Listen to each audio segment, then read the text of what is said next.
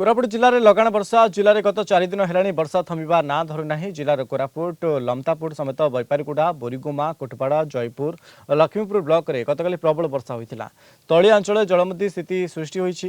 तेबे कोलाब और तेलेंगिरी नदी में जलस्तर वृद्धि पाइला इंद्रावती नदी में जलस्तर वृद्धि पाइबा जेतु कोटपाड़ ब्लॉकर 4टी पंचायत जलबंदी स्थिति सृष्टि होती। चतुर्दिग वर्षार प्रकोप एवं चतुर्दिग पानी जो देखो से नाल नर्दमा सब पानी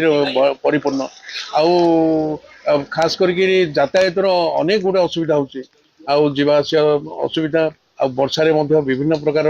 जनसाधारण एपट सब देखुच आज्ञा नदी नाल तो प्राय वर्षार प्राय भरपूर पानी गाड़ी यातायात बंद।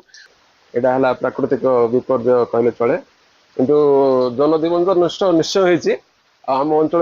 देखिपे आप वर्षा रास्ता बोले दिन जनजीवन पूरा अव्यवस्था पिला भी स्कूल छाड़ी आसापी डर लगे दिन जाक सका राति पर्यटन तिंतिकी कम कला कष्ट हो।